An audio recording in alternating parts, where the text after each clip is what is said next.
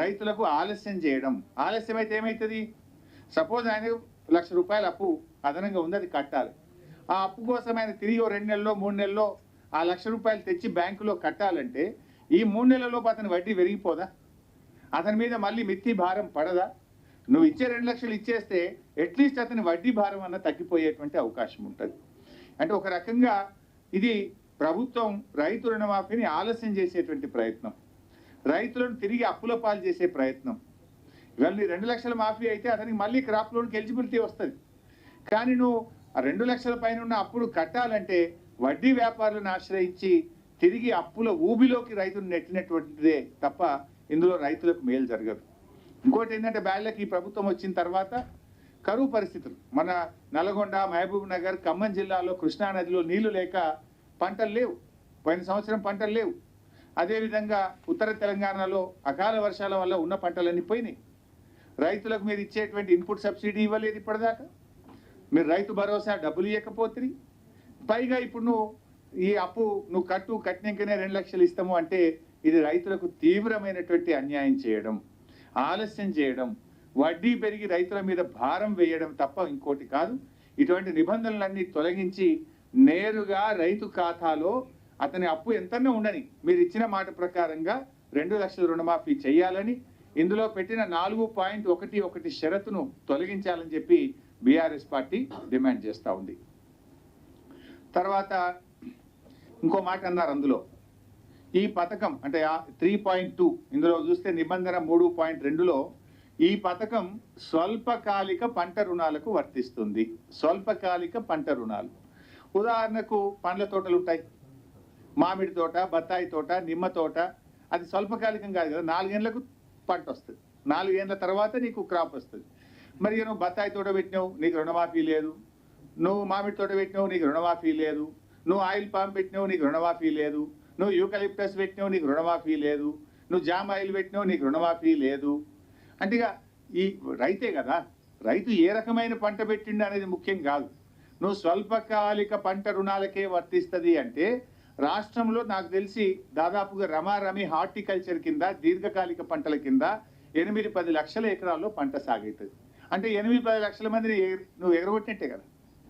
PM Kisan కింద కొందరిని ఎగరగొడతావు, కుటుంబం కింద కొందరిని ఎగరగొడతావు, పండ్ల తోటలు పెడితే కొందరిని ఎగరగొడతావు, ఆధార్ కార్డు లేదని కొందరిని ఎగరగొడతావు, రేషన్ కార్డు లేదని కొందరిని ఎగరగొడతావు. ఇది ఎక్కడి న్యాయం అని నేను అడుగుతా ఉన్నా. అంటే కోతలు తప్ప నిజంగా రైతుకి ఇచ్చే ఉద్దేశం మీలో మాకు కనబడతలేదు. ఇకపోతే రీషెడ్యూల్ చేసుకున్న రైతులకు రుణం వర్తించది అంటాడు. అసలు రీషెడ్యూల్ ఎప్పుడు చేస్తారు, ఎందుకు చేస్తారు రీషెడ్యూల్? తీవ్రమైనటువంటి కరువు పరిస్థితులు ఉన్నప్పుడు, రైతు డిస్ట్రెస్లో ఉన్నప్పుడు, వరదలు వచ్చి పంట పొలాలన్నీ కొట్టుకుపోయి ఇసుక మేట వేసినప్పుడు, రైతు అప్పు కట్టలేని పరిస్థితుల్లో ఉన్నాడు, రైతు తీవ్రమైనటువంటి కష్టాల్లో ఉన్నాడు, రైతు ఇబ్బందుల్లో ఉన్నప్పుడు ఈ రుణాలు రీషెడ్యూల్ చేయడం జరుగుతుంది. అసలు నిజానికి వాళ్ళు ఇంకా ఎక్కువ కష్టాల్లో ఉన్నటువంటి వాళ్ళు ఇంకా ఎక్కువ ఇబ్బందుల్లో ఉన్నటువంటి వాళ్ళకు రుణమాఫీ లేదనడం ఏంటంటే నాకు అర్థం కాదు. ఇది ఎక్కడి పద్ధతి అండి? అయినా రీషెడ్యూల్ చేయమని రైతు దరఖాస్తు పెట్టిండా? మీరు చేసింది, బ్యాంకులు చేసినాయి, ప్రభుత్వం రీషెడ్యూల్ చేసింది. మీరు చేసిన రీషెడ్యూల్కు రైతుకు ఎందుకు శిక్ష అని నేను అడుగుతా ఉన్నా. రీషెడ్యూల్ చేయమని రైతుకి ఇతనికి దరఖాస్తు పెట్టిండా? రైతు క్రాప్ లోన్ తెచ్చుకున్నాడు. ఆ రైతుకు వచ్చిన కష్టాన్ని చూసి, కరువు పరిస్థితులను చూసి, అకాల వర్షాలను చూసి మీరు రీషెడ్యూల్ చేసినారు. మీరు రీషెడ్యూల్ చేస్తే శిక్ష రైతుకు ఎందుకు? అసలు ఇది ఎవరైనా పెడతారా? అసలు అందరికంటే మోస్ట్ డిజర్వింగ్ రీషెడ్యూల్ చేసుకున్నటువంటి రైతులు, కష్టాల్లో ఉన్నటువంటిది అతను, నష్టపోయినటువంటి వ్యక్తి అతను. ఆ రైతుకు రుణమాఫీ చేయడం అని చెప్పడం అంటే ఇది ఒక రకంగా రైతులకు తీవ్రమైన అన్యాయం చేయడం, రైతుల సంఖ్యను తగ్గించడానికి, రుణమాఫీ డబ్బును తగ్గించడానికి ప్రభుత్వం చేసిన కుట్రగా మేము చూస్తూ ఉన్నాం.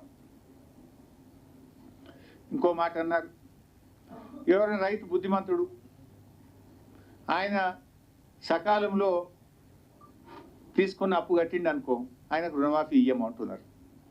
కొంతమంది ఏమైందంటే పిల్లలు అమెరికా పోవాలి, బ్యాంకులో లోన్ కావాలని వెళ్తే బ్యాంక్ ఏమంటాడు, నువ్వు 50,000 క్రాప్ లోన్ తీసుకున్నావు, ఆ 50,000 కడితేనే నీ కొత్త బ్యాంక్ లోన్ ఇస్తా, నువ్వు నీ డ్యూ ఉన్నది, నీ లోన్ బ్యాంకులో డ్యూ ఉండగా కొత్త లోన్ ఇవ్వను అంటాడు.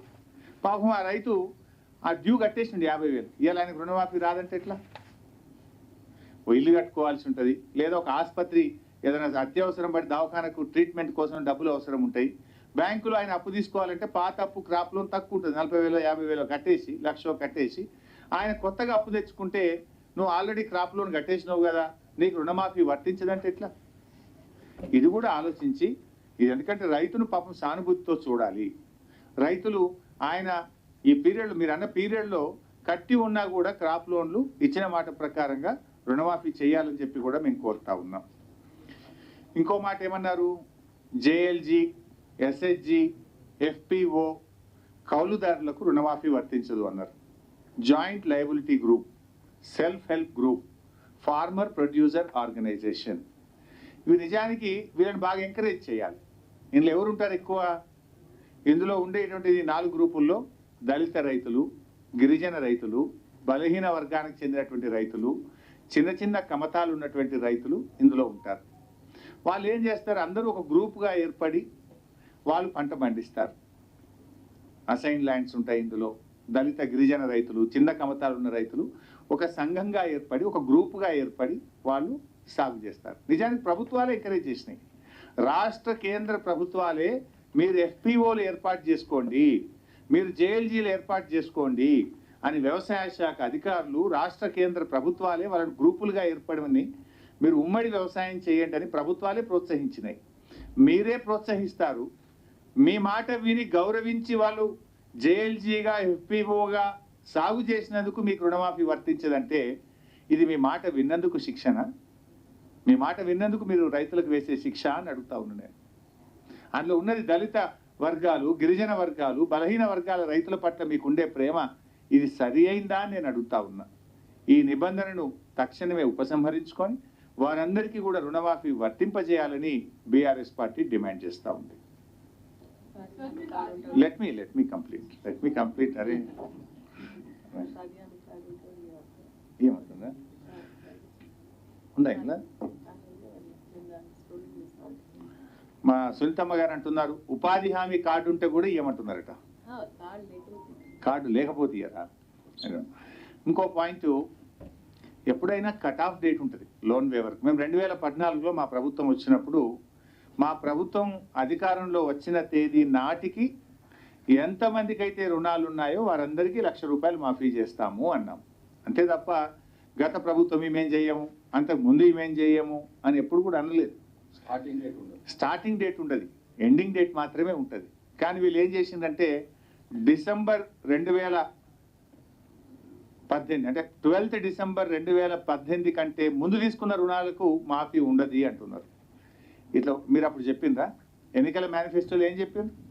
రైతులందరికీ 2 లక్షల రుణమాఫీ చేస్తామన్నారు. రాష్ట్రంలో 2 లక్షల రూపాయల వరకు రైతులందరికీ రుణమాఫీ చేస్తామన్నారు. కానీ ఇప్పుడు ఏమంటున్నారు? 12th డిసెంబర్ 2018 కంటే ముందు తీసుకున్న రుణాలకు వర్తించదు అంటే ఇవాళ కొంతమంది రైతులకు కోత పెట్టడమే కదా ఇది. అప్పుడు ఆ రోజు మేము ₹1,00,000 మాఫీ చేసినాం. ఎవరైనా 1,00,000కి పైగా తీసుకున్న వాళ్ళు ఉంటే వాళ్ళకి మాఫీ జరగద్దా? ఆ రోజు మేము ₹1,00,000 వరకు ఉన్న రుణాలన్నీ మాఫీ చేశాం. మీరు 2018 డిసెంబర్ కంటే ముందున్న వాళ్ళకు రుణమాఫీ వర్తించదు అనే నిబంధన కొంతమంది రైతులకు ఇది తీవ్రమైన అన్యాయం జరుగుతుంది. ఇది కోతలు పెట్టే కార్యక్రమం తప్ప మానవత దృక్పథంతో రైతులందరికీ సాయం చేసేటువంటిది కాదు అని చెప్పి దీన్ని కూడా ఉపసంహరించుకోవాలి. మీరు పెట్టిన కట్ ఆఫ్ డేట్ మీ ప్రభుత్వం అధికారంలో వచ్చిన నాటికి పెట్టండి, కానీ ముందు డేట్ పెట్టడం అనేది ఎక్కడ కూడా ఈ రుణమాఫీలో ఇట్లాంటిది గతంలో లేదు. ఇది మీరు కొంతమంది రైతులు ఇబ్బంది పెట్టేటువంటి ప్రయత్నం చేశారు. తర్వాత ఇంకోటి ఏమన్నారంటే అసలు వడ్డీ కలిపి ₹2 లక్షల మాఫీ చేస్తామని చెప్పింది ప్రభుత్వం. కానీ మీరు ఇచ్చిన డేట్ ఏంది? డిసెంబర్ 9, 2023 నాడు మొదటి సంతకం పెట్టి రుణమాఫీ చేస్తామన్నారు. ఇప్పుడు మనం ఉన్నది జూలై నెలలో ఉన్నాం. మీ మొత్తం మాఫీ ఎవరికి ఎప్పుడు వస్తుందో తెలియదు. నువ్వు డిసెంబర్ 9 నాడే చేస్తే డిసెంబర్ 9 నుంచి జూలై వరకు వడ్డీ భారం రైతు మీద పడేది కాదు కదా. ఈ 8 నెలల కాలానికి వడ్డీ భారం రైతు ఎందుకు భరించాలి? మీరు ఇచ్చిన మాట తప్పుతున్నారు కదా. అందువల్ల మేము ప్రభుత్వంతో కోరేది డిసెంబర్ 9, 2023 ప్రామాణికంగా తీసుకొని మీరు ఏ మేనిఫెస్టోలో అయితే పెట్టారో, ఏ బాండ్ పేపర్ మీద అయితే మీరు రాసిచ్చారో దానికి మీరు కట్టుబడి ఈ రుణమాఫీ చేయాలి.